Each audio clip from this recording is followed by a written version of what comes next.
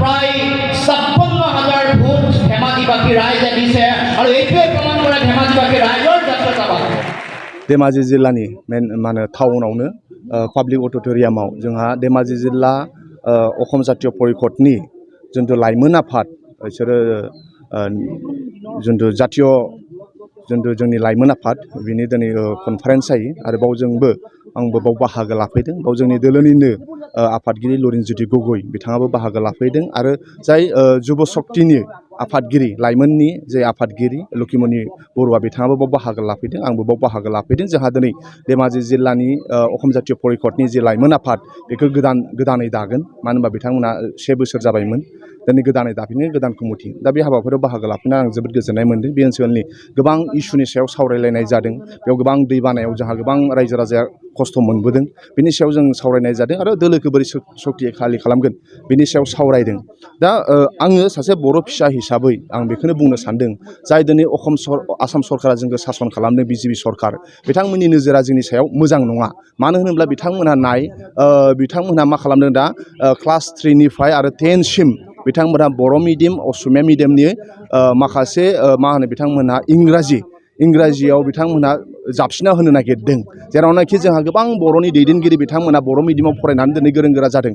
बिटिआरनि चिफ मानगोनां प्रमद बर' बिथाङा बर' मिडियाम फरायनाय। आवगायनि बिटिसिनि चिफ हाग्रामा महिलारि बिथाङाबो बर' मिडियाम फरायनाय। बर' साहित्य सभानि प्रेसिडेन्ट तरेन बर' बिथाङा बर' मिडियाम फरायनाय। दुलाराय बर' फरायसा आफादनि आफादगिरि दिपेन बर' बिथाङाबो बर' मिडियाम फरायनाय। दिनै आसामनि चिफ मिनिस्टारा बुंनो नागिरदों जे बिमा रावआव सोलोंथाइ लानानै गावबो हेमन्त बिश्व शर्मायाबो बिमा रावआव सोलोंथाइ लानाय। दिनै बिमा रावआव सोलोंथाइ लायोब्ला इंराजियाव मा होनो गोरलै सानखान्थि आरो गोरलै बिगियानाव बिथांमोनहा मोजां जाया होननानै जाबसिनो नागिरदों। गावखौ नेसनेल लेभेलाव गावखौ सासे मोजां पलिटिशियान इस्टाब्लिश खालामनो थाखाय अमित शाह आरो नरेन्द्र मदिमोनखौ इमप्रेस खालामनो थाखाय हिन्दीखौ बिथाङा बिराद गुरुत्व होदों। दा ओंखायनो बिथाङा इंराजिखौ जोंनो जाबसिननो नागिरदों। बे जोंनि थाखाय मोजां नङा। जेरावनाखि बर' बिजोंनि थाखाय गोबां मानसिफ्रा मुंख्लं जालांबाय। बर' बिजोंनि थाखायनो गोबां मानसिफ्रा दावहा नांबाय आरो बेखौ जोङो बर'फ्रा बिजि गंसेबो ओरैनो जों मोनाखै। बेखौ जों संग्राम खालामनानैसो मोन्दों। बर' मिडियाम फरायसालि गायसननो थाखाय गोबां संग्राम खालामदों। बे मोनखांनायनि उनाव दिनै आसाम सरकारा जोंनि मा होनो इंराजिजोंनो जाबसिना होनो नागिरदों। बे जोंनि थाखाय मोजां नङा। बेनि थाखाय बर' थुनलाइ आफाद दुलाराय बर' फरायसा आफाद माहारियारि आफादफ्रा प्रेसार होनो नांगोन आरो जेरैखि जाया जों देरहाथारनो नांगोन। बर' बिमा रावखौ बासायनानै दोनथारनो नांगोन। जेरै हिमन्त बिश्व शर्मानि जि निति बे मोजां नङा। नोंथांमोनहा नायगोन 2016आव जेब्लानाखि आसाम सरकाराव बिजेपि सरकार फैदों 2017निफ्राय असमिया बिजों बर' मिडियाम मा होनो बर' मिडियाम जोंहा फ्राय माने 9,000 बर' फरायसा मा होनो 9,000 बिमा जोंहा फ्राय माने 9,000 बर' फरायसा मा होनो 9,000 बिमा रावनि फरायसालिफ्रा थैलांबाय। बिनि गेजेरजों गोबां बर' फरायसालिफ्राबो गोदो जाय सासन खालामदों बिथांमोननि समाव बारा थैयाखै। नाथाय 2016आव बिजेपि सरकार फैदों 2017निफ्राय 2022सिम जुदि सानोब्ला मा होनो बिमा रावनि बिजों जेरै असमिया मिडियामानो जा मा होनो बर' मिडियामानो जा मा होनो फ्राय माने 9,000नि खाथियाव फरायसालिफ्रा थैलांबाय। बे सोरबा क्लस आप जाबाय, सोरबा मार्गार जाबाय, सोरबा एमालगेमेसन खालामबाय। बिथांमोना गोबां फरायसाफोरनि खम बायदिसिना होननानै बिथांमोना फ्राय माने 9,000 फरायसालिफ्रा क्लस जाबाय। बे जोंनि थाखाय मोजां नङा। जोंनि दिनै बर'फोरनि उथुमै होनोब्ला क'क्राझार टाउनावनो दाखालि बावैसो मा होनो फरायसालि जोंहा बर' मिडियाम स्कुला थैबाय। बिसोर मा होनो बेखौ फरायसा मा होनो बायदि गोबां मा होनो बिथांमोना बेले बेजे माबा बुंनानै बिथांमोना फरायसालिफोरखौ बन्द' खालामबाय। बे जोंनि थाखाय मोजां नङा। खालामनायनि गेजेरजों मोजां जानांगौमोन। खिन्थु दिनै बिजेपिनि दैदेननायाव हिमन्त बिश्व शर्मानि दैदेननायाव जे बर'फ्रा खैफोदाव आगान सुरबाय थादों बेनि थाखाय मा बुंनो नोंथाङा? बे खैफोदाव सुखादों। ओंखायनो आं बुंनो दिनै बर' मिडियामा दिनै सेफटियाव गैया। बिनि थाखाय सोर खोथा बुंगोन? नों आंहाथ' खोथा बुंनांगोन ना। जोंनि गेदेर बिथांमोना मुंख्लं जानानै जोंनो बर' बिजों होलांबाय। दिनै क'क्राझार टाउनावनो स्कुलफ्रा थैलांबाय जे फरायसा खम होननानै। आरो जोंहा दिनै जोंनि बिजोङाव जोंनि हारियाल' फरायो नङा होमबा? दिनै कार्बि आंलंनि कार्बिफ्रा मा बुङो, डिमासाफ्रा मा बुङो, बिथांमोननि स्कुलाव मा होनो बिमा रावनि स्कुलाव मा जायो मिथिबायना? असमिया मिडियामानो जा बावनो जा हाजो दरसेयाव मोनसे गामिल' थायो। नांगौ बादि नेसनेल लेभेलनि क्राइटेरियायावबो मिलाया। बेबो मोजां नङा। हिमन्त बिश्व शर्माया मा बुंदोंमोन?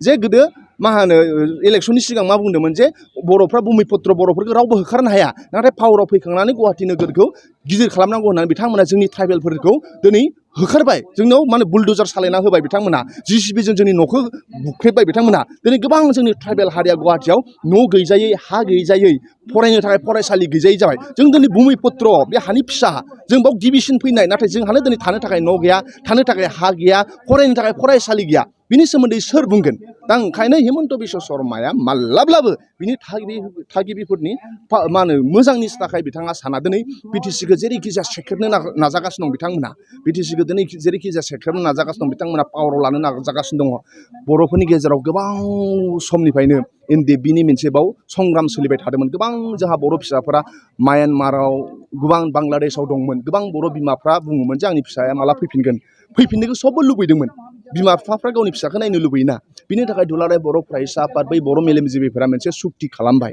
दिनै सुक्ति खालामखांनानै बाव मोजां जागोन होननानै सबबो आसा खालामदोंमोन बिजेपि सरकारनि दैदेनगिरि बिथांमोन अमित शाह नरेन्द्र मदिया बुंनानै क'क्राझाराव जेरैबायदि बुंदोंमोन 6 माहनि गेजेरावनो बाउन्ड्रि एक्सटेनसन जागोन होनदों दिनै 2 बोसोरनि बारलांबाय दिनैसिमबो जायाखै नङा होमबा गोबां जोंखौ जाय फोरोंदों फोरोंगिरि बिथांमोना दिनै 15 बोसोर 20 बोसोर मास्टार मावनानै नोंसिनि दिमाजियावनो दङ 15 बोसोर 20 बोसोर मास्टार मावनानै दिनै बिथांमोना थाइसे थाखा फैसा मोना बिसि फिसा लोमजायोब्ला मा होनो बिथांमोना सहाय खालामनो फैसा गैया दिनै बिथांमोना गोसो बायलांबाय क्राइटेरिया मिलाया नागारनो नागिरबाय गोबां फरायसालिफ्रा बाव थैलांबाय मिथिबायना जाय मानसिया फोरोंगिरिफोरखौ सनमान होआना बे माब्लाबाबो आवगायनो हाया मिथिबाय दिनै चाइनाया मानो आवगायदों चाइनायाव फोरोंगिरिफोरखौ डक्टरजों नोजोरजों नायो नाथाय जोंनि आसाम सरकारा मा नुदों फोरोंगिरिफोरखौ लेंहरनानै टिभि चेनेलनि गेजेराव बिथांमोना लासिं सिं फोनांदों नोंसोर सासेबो मेट्रिक पास खालामाखै नोंसोर उमुक उमुक होननानै आरो जों नुनानै लाजिनाय मोन्दों जोंखौ जाय फोरोंबाय जोंखौ जाय गेदेर गोलाव खालामबाय दिनै जोंखौ जोंनि फोरोंगिरि बिथांमोनखौ टिभि चेनेलाव लेंहरनानै हिमन्त शर्माया अपमान खालामदों नङा होमबा जाय हिमन्त शर्मानि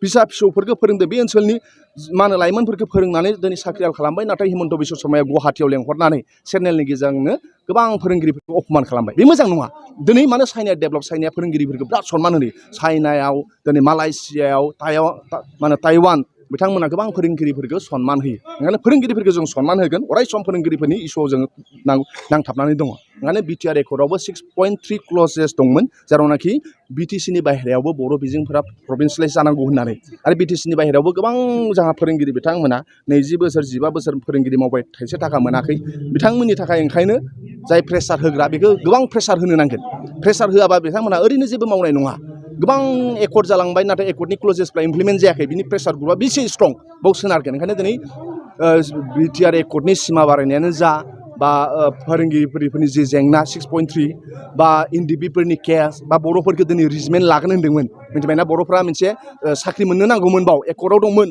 गोबां बर' लाइमोनफोरखौ एनडिएफबिफोरखौ साख्रि सोसनगोन होननानै नाथाय नरेन्द्र मदिया मा खालामनो मिथिबाय इन्डियायाव प्रत्येक बोसोरै बिराद आर्मियाव मा होनो आर्मि बिराद लायोमोन मिथिबायना नाथाय नरेन्द्र मदि सरकार फैनानै खम बिथांमोना खालामदों दा ओंखायनो बे जोंखौ जाय बर' लाइमोनफोरखौ एनडिएफबिफोरखौ गोबां आर्मि पेरामिलिटारियाव थिसननाय खोथा दंमोन नाथाय दिनैसिमबो सासेबो थिसनाखै नङा होमबा दा बेफोरबायदिनि थाखायनो जोंनि प्रेसार ग्रुप माहारियारि आफादफ्रा बिराद स्ट्रं जानो नांगोन नङा होमबा स्ट्रं जायोब्लासो भारत सरकारा बेखौ मावफुंगोन आरो नाथाय सनितपुर आरो बिश्वनाथनि गोबां बर' फिसाफ्रा गोसोआ बायजोब्बाय मानो होनबा 6 मान्थल' होन्दोंमोन 6 मान्थ बाय दिनैसिमबो बारलांबाय माला मावफुंगोन खुनु गेरेन्टि गैया 6.3आबो गोबां जोंहा धेमाजियाव दं लखिमपुराव दं गलाघाट दं कार्बि आंलं दं गोबां बिटिसिनि बाहेरानि बर' बिजोंनि फोरोंगुरु बिथांमोनहाबो गोसोफ्रा बायलांजोब्बाय दा ओंखायनो बै फोरोंगिरि बिथांमोननि जानानै खोथा बुंग्रा मानसिफ्रा बिराद खम जालांबाय ओंखायनो बे फोरोंगिरिफोरनि जानानै खोथा बुंनायाव जों अराय सम गसंफानांगोन आंथ' पार्सनेल कास्टम बसुमतारी हिसाबै बिटिआर एकर्डखौनो जा आं दाखालि त्रिपुरायाव थांनानैबो मिडिया बाइक होदों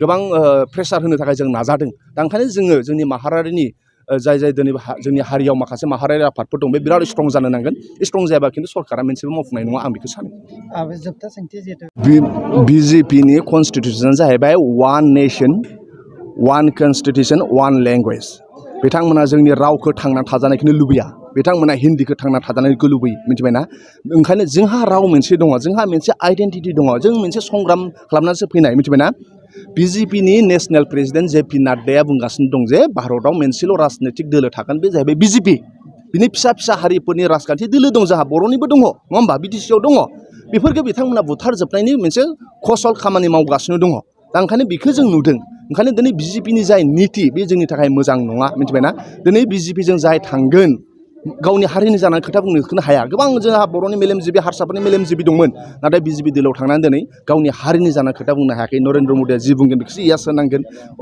दिनै मा होनो जाथिनि बिराद दैदेनगिरि होननानै आवगायनि आसुनि प्रेसिडेन्ट सर्बानन्द सन'वाल जायनाखि बेखौ जाथि अनग्रा होननानै बिराद मान होबाय नाथाय का आन्दलन समाव बे मा बुंखो अमित शाह जि बुंदों नरेन्द्र मदिया जि बुंदों बेखौसो बे सिरि थानांबाय ना नंगौना नङा मानि दा मानि बे खिन्थु जेबो बुंनो हायाखै दा ओंखायनो जोंनि दैदेनगिरिफोराबो बिदिनो जागोन दिनै बिजेपिआव जइन जानानै गावनि हारिनि जानानै खोथा बुंनो हायाखै ओंखायनो रिजनेल दोलोआ अराय सम बे ओनसोलनि खोथाखौ सानो बे ओनसोलनि सुबुंफोरखौ दावगानायखौ सानो एसे सिगां जोंनि आफादगिरि लरिनज्योति गगैआबो बेखौनो बुंलांबाय ओंखायनो दिनै साउथ इण्डियाआव बिराद डेभेलप साउथ इण्डियाआव माब्लाबाबो नेसनेल लेभेला सासन खालामाखै तामिलनाडुआव बाव DMK आरो AIMDMKल' नङा होमबा दिनै साउथ इण्डिया बिराद माने डेभेलप मानो होनबा बिसोरनाव रिजनेल दल दङ गावसिनि जाथिनि जानाय खोथा बुङो बिथांमोना one constitution one nation one कनस्टिटिउसननि खोथाखौ मालाबाबो मानिया ओंखायनो जोंबो आरो रिजनेल दोलोफ्राव थानानै खामानि मावोब्ला मोजां नेसनेल लेभेला जोंनि थाखाय नेसनेल पार्टिया जोंनि थाखाय मोजां नङा